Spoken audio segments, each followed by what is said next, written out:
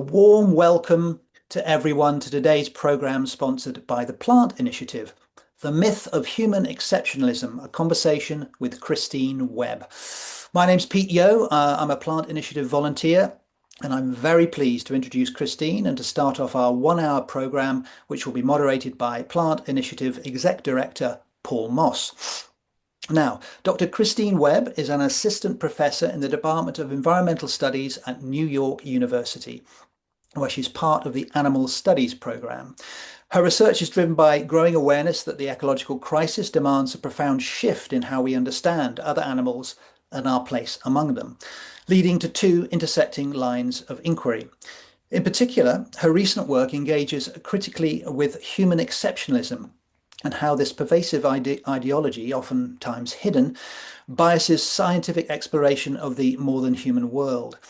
Her debut book on the topic, The Arrogant Ape, The Myth of Human Exceptionalism and Why It Matters, was recently published with Avery, or Penguin Random House, and has been named a 2025 New York Times Book of the Year and is now being translated into no less than 17 languages. This program will start with 30 minutes for conversation between Christine and Paul. And for the remainder of the program, Christine will be responding to questions posed by you, the attendees, that will be presented by Paul as selected from questions that are posted in the Zoom chat. Hopefully you all know where that is. Down in the bottom row, you'll find it at the very least. So please do pop your questions into the chat for Christine so that she can discuss them later on in the call. And this program will be recorded, is being recorded, and will be posted later online on the Plant Initiative's YouTube channel. And a link to the recording will be sent, of course, to everyone who has registered. That's all from me for now, and I shall turn over to Paul and a conversation with Christine. Great.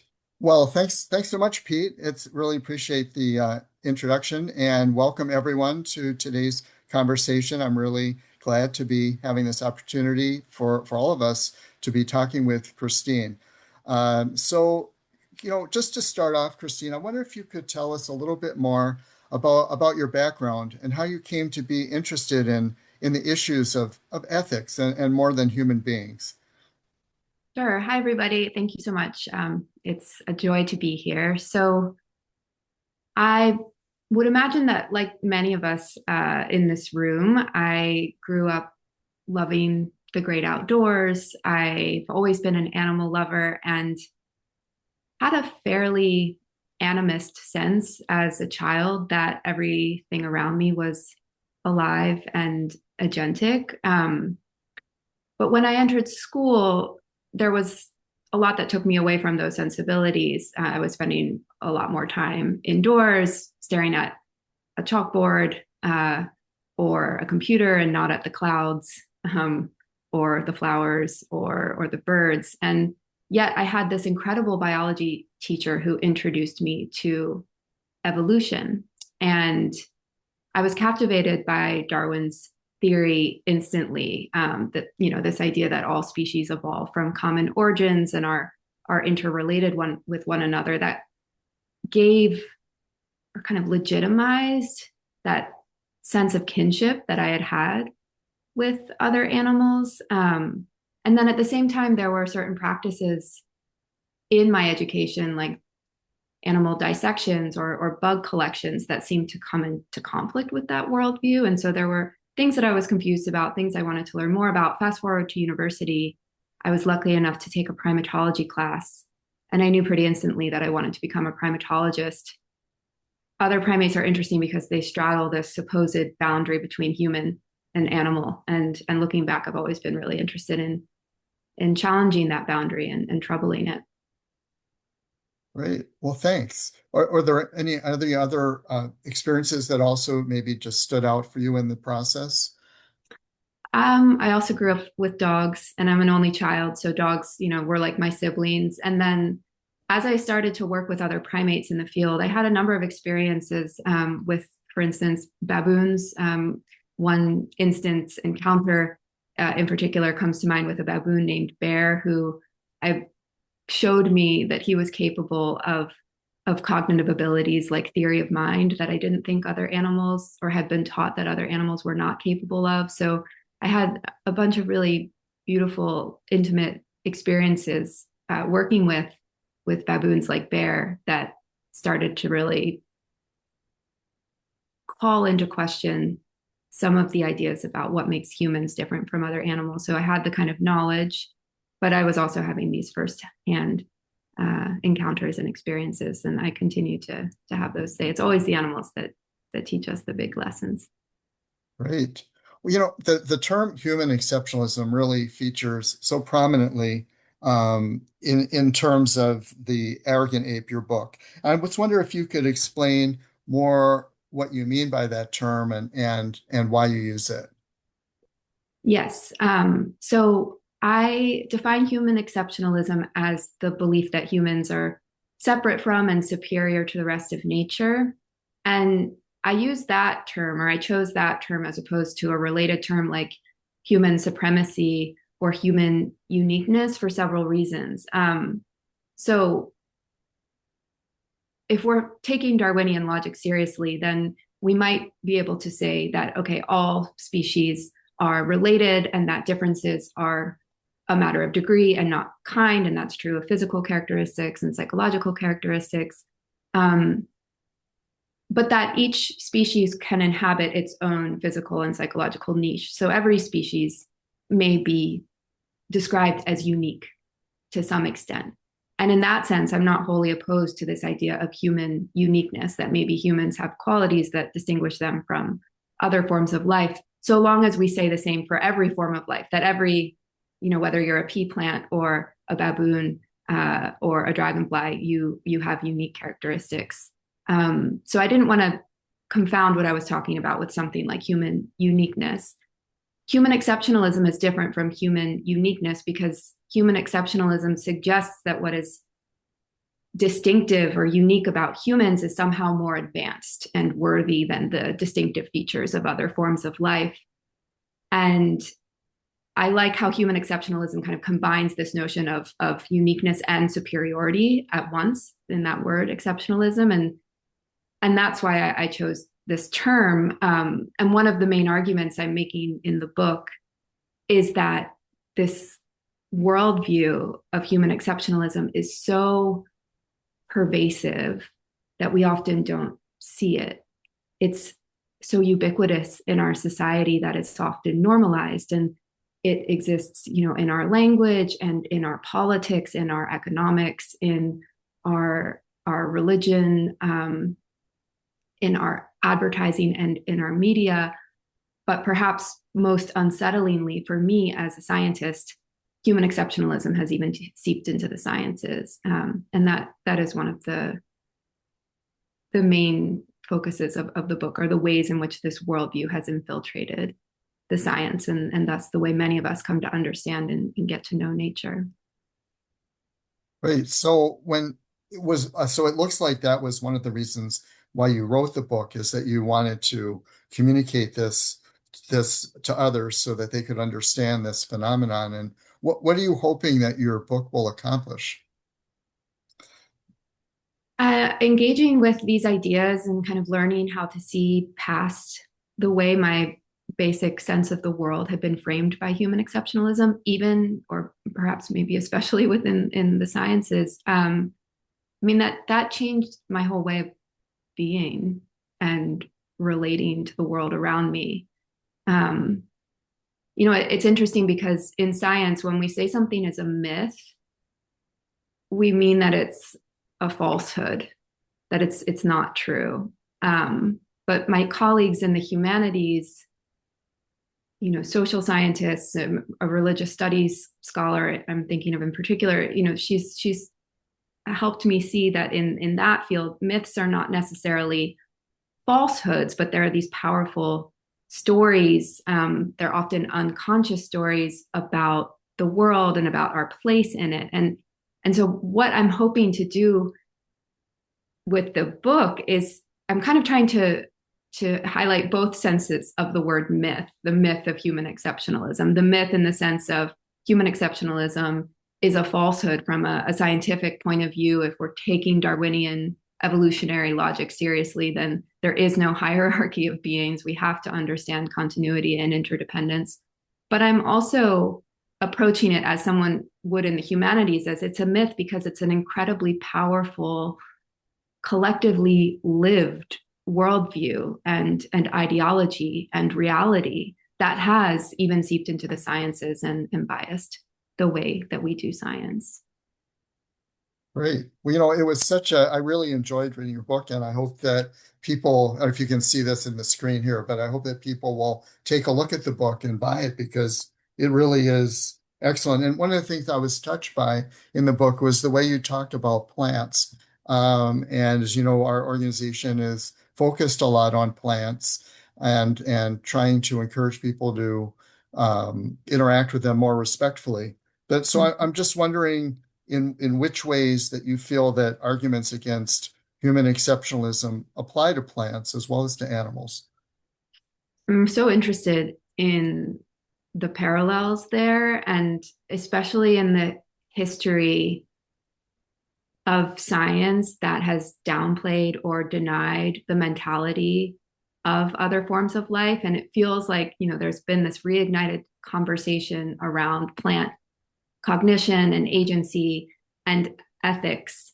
And I think so much of the backlash within and beyond science to using terms like that or talking about the minded life of a plant parallels a lot of the historic resistance to talking about animal minds and consciousness. So I think there are so many parallels, both in how we've come to define and measure and understand intelligence in anthropocentric ways, how we relegate the behavior of other animals and plants to instinct, and that animals and plants are kind of these passive vehicles of their genes and environment. They're not active agents who are constantly making choices and shaping their niches. I think there's also a lot of interesting overlap in this whole idea that somehow evolutionary functions should follow form, like anatomy. For instance, you need a certain kind of neural architecture to be intelligent or to be able to plan for the future or to have rational thought processes. And we had these debates in animal science already. That, okay, first you realize, okay, it doesn't have to be a human blueprint. It doesn't have to be a primate blueprint because look at birds. Well, maybe you don't need a central nervous system at all because look at octopuses. And that we've always kind of had to rethink this idea that function and form are so intimately tied in other animals. And now we're having to do that with plants by thinking about, okay, well, how do they think in the absence of a central nervous system, in the absence of neurons altogether? So there's also interesting commonalities there, and sort of history repeating itself in the dialogue around plants. And then the last thing I'll say that I find interesting in terms of how I think these conversations within science are related.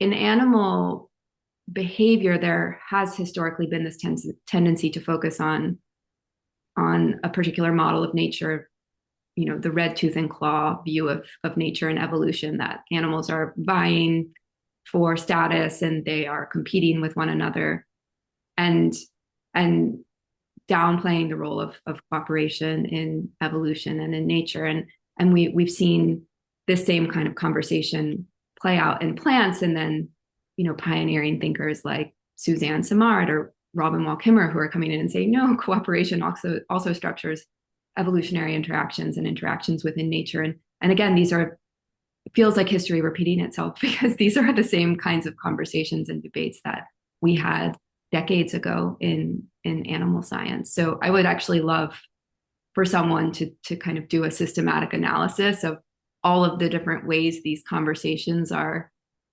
kind of in dialogue with one another or building upon one another, and what we could actually learn from the history of this conversation in animal studies, and how we could apply that to maybe not make the same mistakes when it comes to our understanding and our science of plants. Do you think that this like dividing line that's been there between the animal kingdom and the plant kingdom is somehow being, I don't know, just made more vague or just kind of weakening, this what's looked like a real barrier, or is it still very much that people want to look at plants and animals from a different perspective? I mean, yeah, I think if your question has to do with the science of kind of categorizing different beings as animals and plants and like where do we draw lines? I mean, this is always the problem with scientific categorizations like species or taxonomic groupings or phylogenetic groupings. They're heuristics, like they're ways they can be useful, but they shouldn't be confused with reality. And so, I mean, I still remember the first time I learned that corals were animals and not plants. And I was like, what? That doesn't make sense, and sponges, like there's so many organisms that would kind of defy these categories in our mind for whatever reason. And then I also say, like, if your question has more to do with ethics and blurring lines between like who deserves moral consideration, is it where do we draw the line there? Then absolutely these scientific heuristics, these functional categories, which can be useful in science, should by no means serve as a basis for our ethics. And so I think we need to make sure we don't confuse those two, and also understand that scientific knowledge and categorizations are not fixed. They're so fluid. I mean, the first primatology class I ever taught at Harvard, I was using the lecture slides from that primatology class I took in university that I mentioned, which had happened, that was like less than a decade prior. And I was using those slides as the basis to build my own lecture materials. And a couple hours before class, I did some internet searching and I realized that the entire taxonomy was outdated, and that even at the highest levels of classification, everything had changed. And I won't get into the details of like what had changed, but it was this profound realization for me that what I thought was fixed in science was incredibly fluid. Like I thought taxonomy, the most static and fixed of all the sciences, was actually incredibly malleable, and within a matter of 5 to 10 years had changed substantially. So I'm so wary of drawing any of these lines, just because of the provisional nature of science, and again because we often are just using these as useful functional labels to help us in certain pursuits, but they don't actually reflect genuine like biological distinctions. Wow, thank you. What do you feel are some of the origins of human exceptionalism and human supremacy? Where did this come from? Uh, it's always so hard to figure out what the kernel, the original root is. I mean, some scholars trace it back to the agricultural revolution, the domestication of other animals and plants, and the kind of cordoning off nature from human culture. I don't necessarily subscribe to that, because I think there are many human cultures who've practiced like subsistence farming and agriculture who do not necessarily to subscribe to this notion of human exceptionalism. But I would say that domestication might have preconditioned the human mind favorably towards ideas of human exceptionalism that would come in later, for instance, in Greek and Hellenistic thought, Aristotle's Scala Naturae, this hierarchy of being that placed humans at the top, followed by the animals who most resembled us, followed by fish and reptiles and birds, and then still lower than them were insects, and still lower than all animals were plants and fungi, and etc. I'm sure this is not news to many of you. And then how that notion of a hierarchy of being got picked up in medieval Christianity and in the Great Chain of Being, which was a similar hierarchical formation, but instead of humans at the top, it was gods and angels and spirits who transcended humans, and that humans alone kind of straddled the immaterial world of the gods and the souls, and the material world of animals and plants and other bodied beings. And it's also, I think, one thing that I've learned in writing this book and engaging with colleagues on this topic is that Western history, the history of this idea within Western thought, we have to be careful because it's not a monolith, and there's not one particular story to tell within Western history. That throughout Western history, there have been all sorts of countercultural thinkers and scholars who have fought against this dogma of human exceptionalism. And certainly there are cultures outside of Western culture who might uphold very human exceptionalist views and practices. The reason why I focused, though, on Western culture as opposed to other cultures is because I was really interested in, again, this question of how did this worldview seep into Western science? And therefore, I wanted to look back within the kind of Western historical tradition that led to Western science. And then I think Western science has played a large role in the proliferation of this worldview in combination with Western economic systems. And but I could go on, but I'll stop there.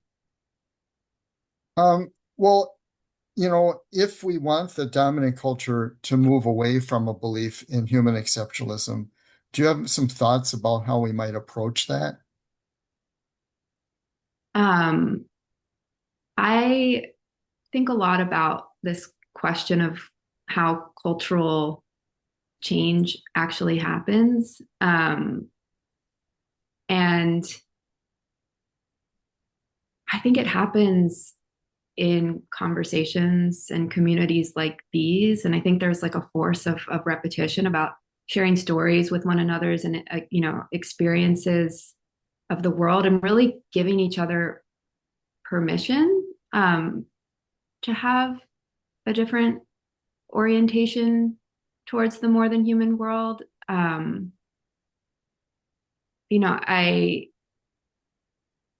I work with undergrads and when I was at Harvard, I worked with human evolutionary biology undergrads. A lot of them were pre-med, and a lot of them were involved in invasive animal research. It was very interesting to me to see how once you gave them permission, and you as in like an authority figure like me, their professor, but also their classmates and peers, giving them permission to like voice the ethical and emotional dissonance they had about the work that they were doing, and just validating those concerns and those experiences, that then that kind of opened some kind of floodgate, and then everybody wanted to talk about it more. And so that's why I think a lot of it is about, sharing knowledge and stories, but also giving each other permission to have a different way of understanding and being in relation to other animals and plants and the rest of nature. And so that's one of the ways that I think, that's one of the big ways in which I think cultural change can happen in this direction. So there's a whole kind of social acceptance and social permission angle to it. That makes a lot of sense. I'm wondering about if it's a way for people to change what they're thinking in terms of their mind, or is it a way for people to change what they're feeling in terms of their heart, or both? Yeah, I think both, and I don't think they're as separate of channels as we often think they are. I mean, what we believe to be true about the world is going to affect our perception of it, and what we're even able to see and feel and intuit with our own hearts. And then our everyday experiences and relationships with the world and that we experience emotionally and with our hearts, they also can shape our rational beliefs and thoughts about the world. So in this way, I think they really inform one another. And of course, the dominant discourse is way more around the head and the mind and rationality. And therefore, I think we need to be emphasizing the heart. But I think they really go hand in hand more than we often understand. And I mean, this has even been a kind of paradigm shift that has happened within psychology and neuroscience, in the last several decades, where we thought we had reason and passion. And actually, Antonio Damasio, like one of the most famous neuroscientists in the world, is like, no, our kind of rational thought processes are shaped by all sorts of passions and emotions, and our emotions and felt experiences of the world are also shaped by our beliefs and our values. And so, yeah, maybe we should think beyond the whole dualistic framing of heart and head, or mind and body. In your book, you talk about, a couple themes, about empathy and humility. I was wondering if you might want to reflect on any of that here in terms of kind of transformation that maybe could happen or is happening in terms of the way that people, humans view, and at least in the dominant culture, view other beings. Yeah, empathy is kind of a taboo in science. I've written a paper, including with Monica Gagliano, we were talking about earlier, called Untabooing Empathy. It's meant to really challenge this whole idea that empathy is a disservice to science, or in a threat to good scientific work and our ability to understand nature. And empathy can be defined really generally as just engaging with the minded life of another being, and how that is actually a starting point for good science is to understand that, like, whoever you're studying has the ability to learn and remember and respond and engage with you. And I'm emphasizing science, but what I really mean right now is just how we come to have empirical experiences with other forms of life that inform how we come to know them and how we come to know ourselves. And so I think empathy is such a crucial starting point for that. It's the recognition of the minded life of others. And empathy doesn't actually have to mean that, oh, that being feels and thinks the way that I do. We don't have to project our own experiences and qualities onto them. Empathy, in the way that I'm defining it, in the way that many phenomenologists have defined it, allows for us to engage with the minded life of another organism and recognize similarities and differences in their minded experience. So I think that's fundamental. And then humility is one of the most understudied virtues in all of psychology. And what we do know from the limited number of studies that have been done on humility is that it helps us improve our relationships with others. And through those relationships, we gain a better understanding of ourselves. That friendships, for instance, act as a mirror onto the soul. They're what allow us to better come to understand ourselves. And all of the research on humility that I'm familiar with has focused on how humans relate to other humans and how those relationships are bettered by humility. But I'm so curious about thinking about the benefits of humility towards the more than human world. And if we apply the same kind of logic, then we would imagine that having a more humble stance towards the rest of nature would both improve our relationships with all these other forms of life. And like, how amazing is that, especially given the loneliness epidemic we find ourselves in, to have so many more other opportunities for friendships in the living world. And then through those relationships with these radically diverse forms of life and minds, we will gain a better and truer, more authentic understanding of ourselves. And I think that is something that we should also be striving for. Thanks. I'm just going to ask one more question and then we're going to turn it over to everyone who has been posting questions in the chat. And I see there's some really amazing questions there. The only thing I wanted to just ask again, and it kind of grows on the point you were just making. It's just that, and I think is kind of a central theme in your book, but you're really saying that there's a lot of advantages for humans when they can move away from human exceptionalism. And you mentioned a couple just right now about loneliness, with other species and a richer life. But is there anything else that you would like to say that is really from a human benefit?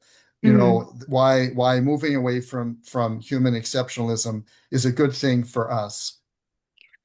I mean, aside from the ecological crisis, right? And that's Okay. another piece of the book, which is that this worldview, this belief in human exceptionalism is at the root of the ecological crisis. And if we don't address this worldview, ultimately we're not going, to be able to live in a multi-species thriving community. And so it's sort of basic human survival and health is one piece of it. But I think you're getting at maybe another dimension of it that builds on the points I was making about improved relationships with all forms of life, and that is the capacity for everyday awe and wonder.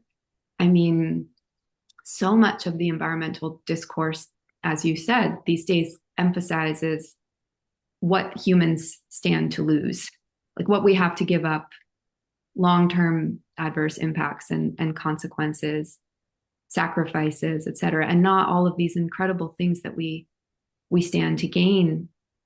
And awe is a big one of those. They call awe the small self emotion.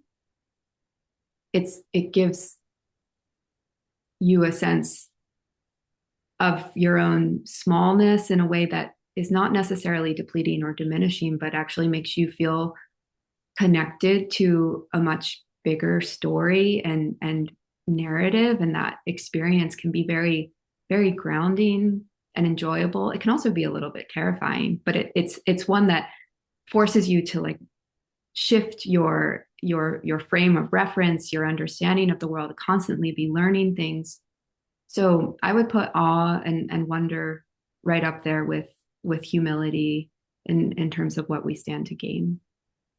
Great, thank you. All right, I'll start going through some of the questions that have been posted, and I'll just join in chronological order here. It looks like Richard Grissom had said he was interested in hearing what you would what you would have to say about how humans are exceptionally destructive and dangerous to other species in the planet. And maybe you've already touched on that, but is there anything else you would want to add?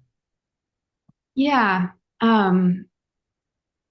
So I sometimes think it can be another version of human exceptionalism to say that humans are like especially bad at everything. Like I think other species can be jerks too sometimes. And I don't want to talk about it at the species level, but individuals or subgroups or cultures of other species can be jerks. Um, Now, if the question is like around what makes humans unique and maybe not exceptional, but like, do we have this unique capacity to control and manipulate environments and the kind of ecological dominance that we have? But then you think about something like cyanobacteria and the great oxidation event that created the conditions for life as we know it today, but also killed off a whole bunch of organisms.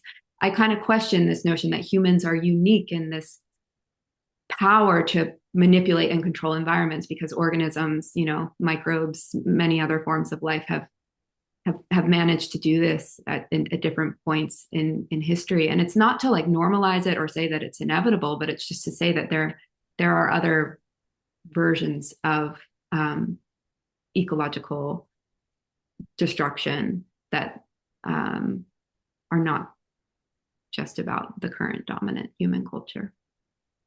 Great, thank you.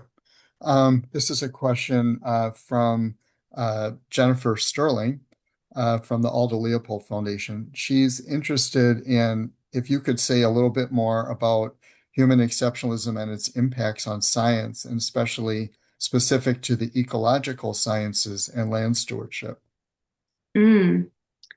Um, so I'll first speak about how human exceptionalism has infiltrated my own field as a primatologist with a couple of examples, and then try to broaden out to this question about how it might affect ecology. So one of the examples I go into detail in the book is about how most claims of human cognitive uniqueness, these unique cognitive faculties that make humans exceptional, rely on studies in comparative cognition, which is basically the field of study that compares the cognitive abilities of humans with those of other animals, and especially our closest living primate relatives. And those studies are often comparing the cognitive abilities of fully autonomous Western human beings with those of captive, let's say, chimpanzees, who live in highly deprived social and physical environments. They're separated from the group during the test. They're often separated from their biological mothers from a young age. They're given human tasks and materials like computer touchscreens and plastic puzzle boxes. The humans, on the other hand, are tested with members of their own species. A human experimenter comes into the room. They're often, sitting with their parents nearby. They come into the lab just for the day. They return home after the study. This is not a valid scientific comparison for assessing something like cognition, social cognition, for instance, physical cognition. These are not representative samples of humans and chimpanzees. And you're really stacking the deck against these other animals in your assessments. There's also a lot to say about how we use the human Umwelt, the sort of sensory world that we inhabit, as the benchmark for assessing intelligence. So we measure dog cognition based on their performance on visual tasks, when of course they navigate the world through smell and olfaction. And that's really how we should be studying dog intelligence and wolf intelligence. To your second point about how this affects ecology, I would love to hear more from you, or from those who have been trained kind of in conventional ecological thinking, which I was not. Because in my view, ecology was always this kind of subversive science. It was always the science that countered human exceptionalism, because it emphasized interdependence and, the whole notion of deep ecology, that humans are just one among many beings inhabiting these shared environments. But I can imagine, if I think about wildlife conservation and the way that it sometimes operates, which is through like really trying to manage and control, and conservation work will often kill other animals in the name of conservation, or in the name of conservation biology or science. And there's a real tension there, I think, between these values.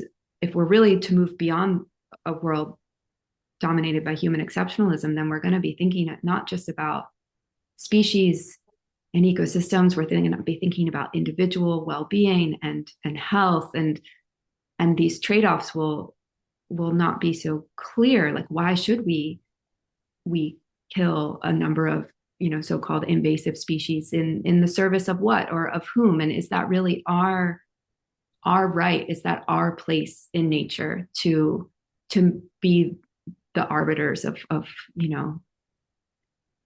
an ecosystem, to intervene on behalf of natural processes? So those are just some thoughts and speculations about how Right. it might play out in a field like ecology too. Thank you. Here's a comment from Sarah Dawes. Just wondering if the ubiquity of the idea of human exceptionalism extends to the few remaining hunter-fisher-gatherer societies? So in the book, I make very clear that human exceptionalism is not a human cultural universal, that it can be very easy to assume that humans all around the world care about and value human more than non-human life. But that's not necessarily the case. I mean, there's even some really interesting research in developmental psychology looking at, even within Western cultures, it's not like a lens that children come into the world wearing.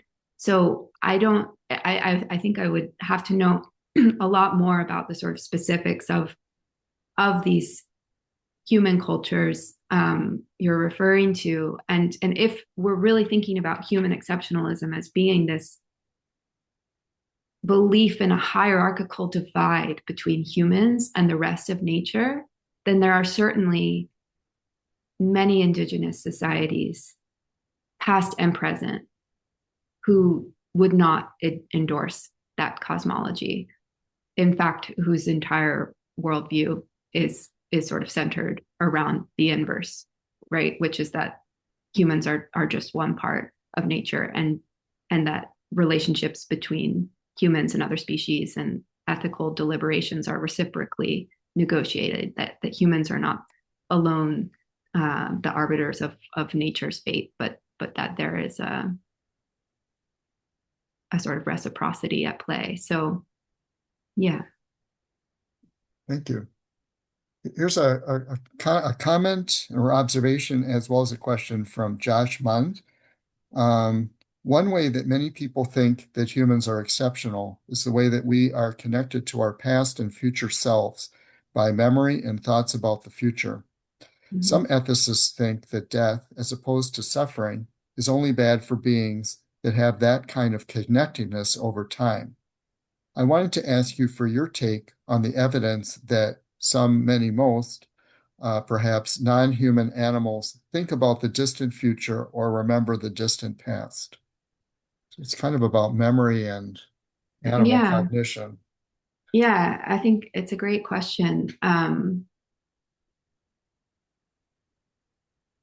just thinking of this line, Dan Gilbert, a psychologist, in his book on Stumbling on Happiness, he talks about the sentence, and the sentence like capital T, capital S, which is a sentence that every psychologist has to complete at some point in their career. And the sentence is, the human is the only animal that ... And then he goes through all of the different things that we've believed over time sets human cognition apart, whether that's self-awareness or rationality, the capacity for tool use, fairness, empathy, intelligence. This list can go on and on and on. And Gilbert actually does complete the sentence with the ability to plan for the future, I think. But I'm so wary of ever making those claims. And Gilbert himself jokes that, most psychologists put off completing the sentence until later in their career so that they can die before being proven wrong. Because almost every time we think we've figured out like what makes the human mind special, whatever ability we think sets it apart, then that capacity has been found in other forms of life. And so when it comes to, the capacity for memory or future time travel, I'm not wholly convinced that humans are unique in these capacities. And again, I think it would sort of depend on how we define them. I think you also have to look at, there's probably a lot of variation within human beings along these, in these faculties. And there was one more thing that I wanted to say. Oh yeah, because you mentioned death. I find it interesting how there's a whole field of research in animal cognition around whether other animals understand death, their own death, and how they respond to the death of group mates. Um, and it's always been so fascinating to me because I think it sometimes builds on an assumption that human beings understand death or that like we have a unified understanding of death when I think we really don't. Well, we certainly don't have I know we don't have a unified understanding of death. And I certainly don't think I fully understand it. And, and so, I just want to make that point as well, that all of these things that we consider to be, human specialties, I think are often exaggerated accounts of those abilities. Um, yeah. Great. Thank you. This is a question from Olivia Sprinkle. What do you think about the backlash against Billie Eilish for saying that you can't love animals and eat them? What does this say about human exceptionalism? I I'm not the semester is over and I don't have my students filling me in on all of the interesting stuff happening in pop culture and social media. So I didn't know this, but I do know that she's a big animal advocate and doesn't shy away from, making statements in the media, which I think is great. But so apparently, if there has been backlash, I mean, unfortunately, that doesn't surprise me. That it feels like there are so many contradictions that are possible in a culture dominated by human exceptionalism, and that would be one of them, right? That exactly the contradiction that she's pointing out, and those contradictions sort of get a pass in our society, like those are fine, or they're not actually contradictions because again of how normalized and unspoken this worldview is. In the book, I claim that it's the most powerful unspoken belief of our time, and I think the backlash to her comment is really revealing that it's this powerful unspoken belief that so many people have.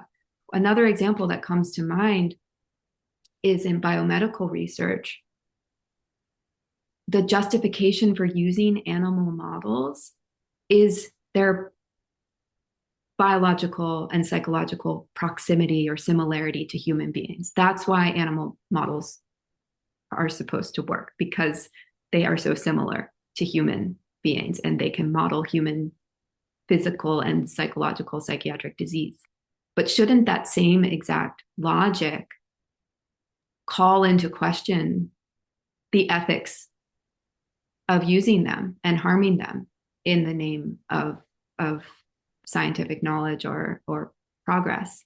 And it should, but that contradiction gets overlooked, and I think it's a contradiction that's only possible in a culture dominated by human exceptionalism. So I guess my short answer would be, yeah, that the backlash reveals how powerful of a grip this worldview has on the public imagination, and kudos to her for trying to snap people out of it to break the spell. Thanks. Here's a question from Ricky Ray. Can you talk a little bit about how you've developed the capacity to learn from other creatures and landscapes? I'm curious about the shift from recognizing the mutualism of interspecies creativity to living that mutualism day to day. Great question, and nice to hear from you. The moments that have been the most profound have always come spontaneously. They haven't emerged from me going out and seeking answers from the animals or me wanting to get something or extract something from the interaction. It has really been moments where there was an openness and a receptivity, I think, on both parts. I'm thinking of a particular experience I had with a different baboon than the one I mentioned earlier, but where I just found myself alone with her one-on-one, while everyone else was asleep. All the other baboons in her troop were asleep, and my human colleague who I was in the field with, this was in the Namib Desert in Namibia, was also asleep. It's very hot, middle of the day. We all got tired, started to rest in the shade. All the baboons except this one female fell asleep, and my human colleague fell asleep, but I was still awake with this other baboon. And there was something about that moment that convinced me more than any other point in my scientific training and experience that there was someone home there, that there was a minded life that was rich and idiosyncratic and nuanced and complex, just as much as my own. And it occurred spontaneously in a moment of kind of relaxation and a moment of actually just the two of us being together. I think she kind of maybe shed some of her baboonness, and I shed some of my humanness in that moment, or something. So I think I guess the main points I want to emphasize is that there's like a spontaneity to it, and that there's an openness to it, and that there's a reciprocity to it, as you said too, that these sort of shared, like, mutual creative moments and bridges that happen. There has to be a kind of trust and openness both ways, and that's something as a scientist I'm very passionate about. That how can we actually come to understand or learn with these other animals if we don't have mutual trust and accommodation? That should be the basis for understanding other human beings and other forms of life, and is unfortunately, again, maybe not always a starting point in science, but would lead to better science, in my view. Here's another question from Olivia Sprinkle. You made the link between human exceptionalism and the climate crisis. What are your thoughts on how we can make the changes necessary?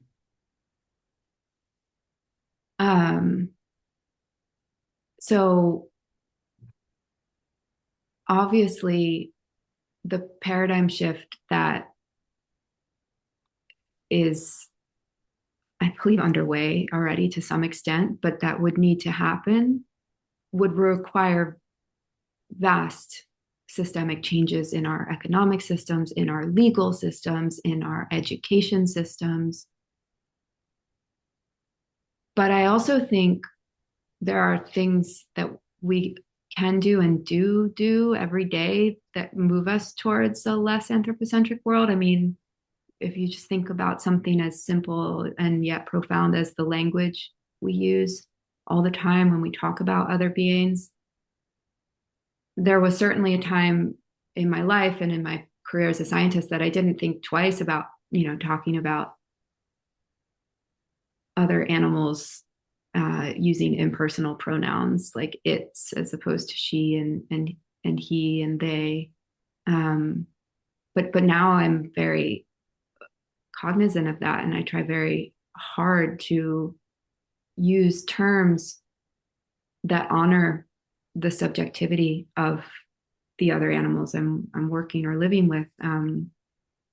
We use terms like pork and beef instead of pigs and cows, and like now I refuse to use those commodified words. I don't say seafood anymore. I don't talk about animals in these instrumentalized ways. I try to even avoid terms like natural resources and ecosystem services, because those terms really seem to just instrumentalize and commodify nature even more. And I see how when I start to use those different words, it also gives permission for my students to use different words, and then they validate it in each other. And our language is a reflection of our perceptions and our beliefs about the world. So I think it can come down to, I think the cultural change that is underway can come down to something, like language. And then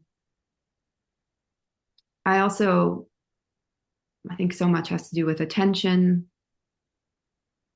who we're attending to, what we honor. I mean, every day in the world around us, I've been thinking a lot about how to incorporate more rituals into my own life. celebrating the solstices and the equinoxes and the migrations and the rhythms of life that make my own life possible. And coming back to, Paul's earlier question, well, I benefit incredibly from doing that. And I think it also puts me in and reinforces a different kind of relationship with nature, and that these cultural shifts, I guess, need to happen from the top down, from the sort of systemic institutional level down, and also from the bottom up, from individual actions and conversations and norms changing. So I think there's lots of different ways, and there's no silver bullet here, just all hands on deck. Great, thank you. Probably just have time for one last question, and this is one that Pete actually posted earlier before our conversation, but I think it's an interesting one. It gets into issues of gender here. So do you see a correspondence between the female dominance in primatology and the seeming female majority expressing their power with plants, whether herbalists, plant communicators, artists at all? Yes. Primatology is such an interesting one because it's a natural science dominated by women. I mean, you could go to primatology conferences and it's like 2/3 women. I don't know if anyone's ever actually looked at this, like studied it, gotten the numbers, but it certainly does feel that way. And I've often attributed it to a number of different things. One being icons like Jane Goodall. We all had this role model of a scientist who looked more like us, who we could emulate. And then interest in primatology might also come from like this interest that many women have in social relationships and communities. And these are questions that primatologists get to ask a lot because other primates are so social, or at least they're so social in ways in which humans can identify. They live in these incredibly rich and complex societies. But I think, thinking about this question in relation to other fields of science where women